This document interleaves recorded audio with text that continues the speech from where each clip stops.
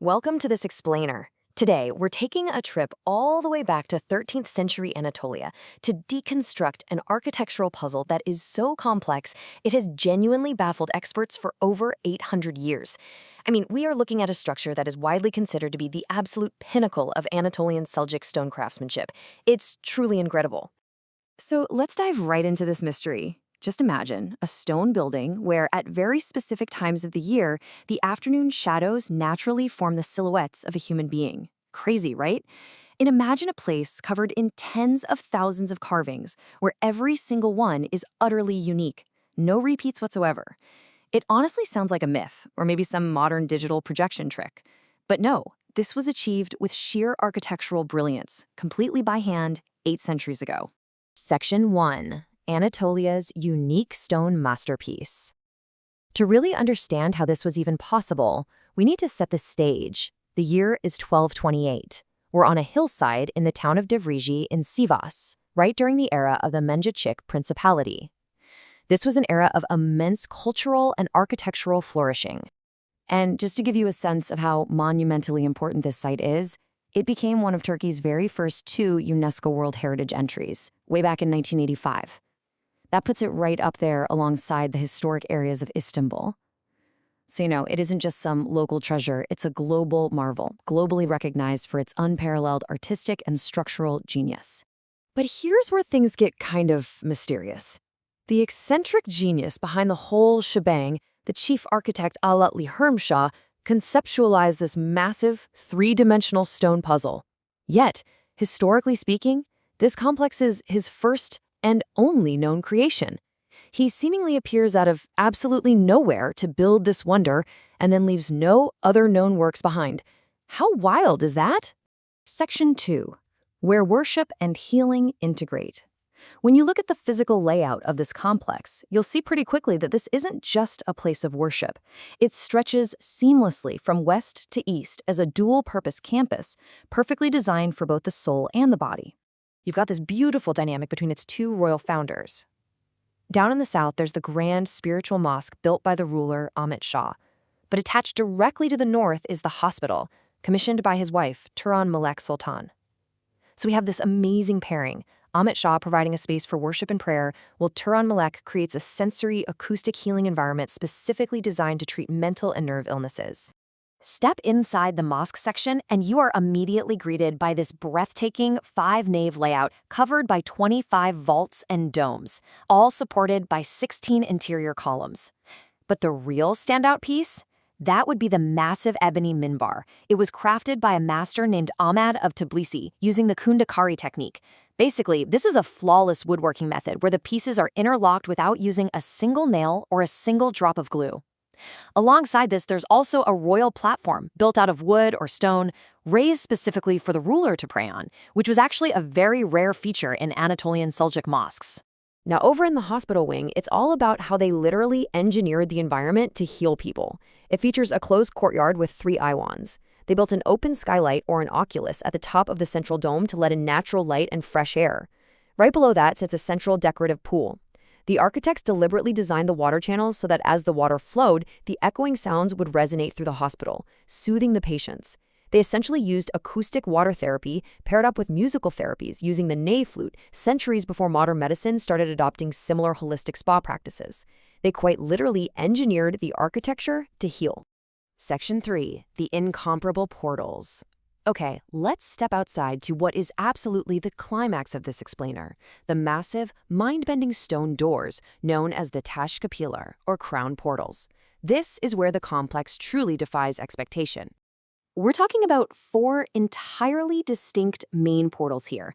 Each one serves a very specific geographical entrance and boasts its own highly specialized aesthetic.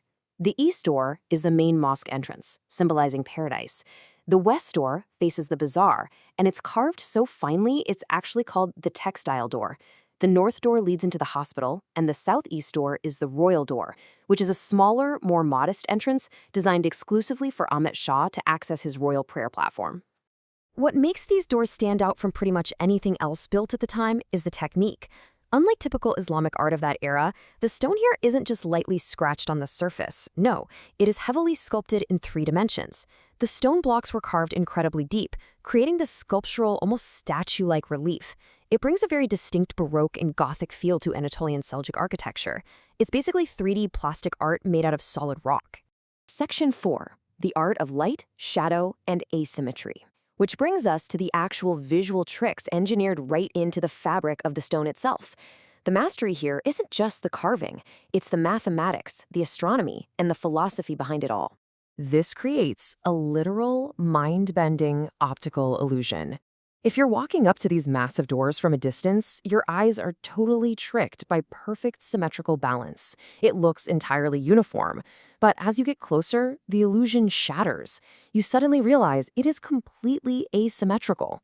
Out of the tens of thousands of motifs, not a single carving on the right wing identically matches the left. And this whole principle of non-repetition, totally intentional. It's a deeply philosophical code hidden right there in the stone. It represents the Islamic concept of tawhid. By ensuring that no two carvings are exactly the same, the architect is honoring the belief that only the creator is singular, perfect, and unmatched. The asymmetry itself is literally an act of devotion. But seriously, the genius doesn't stop there. Just imagine standing in front of the Paradise Door on a warm summer afternoon, specifically between May and September. As the sun moves, the angles hit those 3D carvings in such a precise way that a shadow is cast over the door. And not just any shadow, but a distinct silhouette of a human standing, praying, and reading the Quran.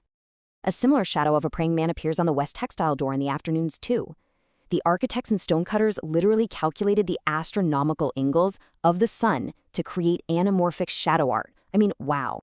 And that heavy symbolism carries right over to the hospital entrance. The north door, with its Gothic-style deep arches, greets you with very specific messages carved into the stone.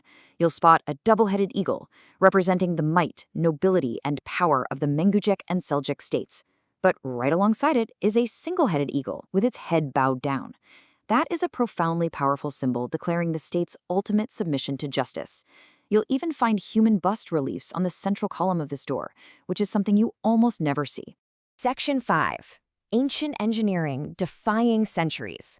Okay, so we have all this delicate, mind-bending art, but here's the next logical question. How on earth did it survive 800 years in Anatolia, which we all know is a major earthquake zone? Well, they essentially built an indestructible fortress right from the ground up.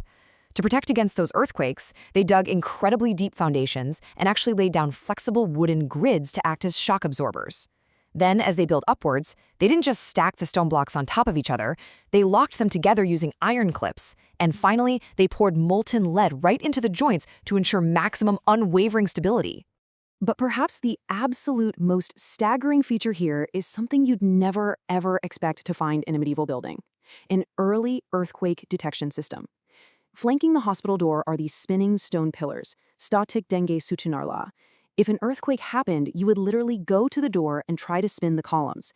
If they stopped rotating, you instantly knew the building's structural balance had shifted and been compromised. Now, they're fixed in place today because of centuries of wear and tear, but the ingenuity of this system functioning as a medieval seismograph, it's just unbelievable.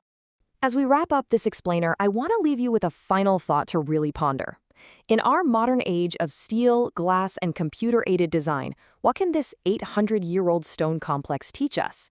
The Divriği Great Mosque and Hospital isn't just some old building. It is a masterclass where acoustic science, anamorphic shadow art, profound philosophical symbolism, and brilliant earthquake engineering all converge into a single, unrepeatable masterpiece.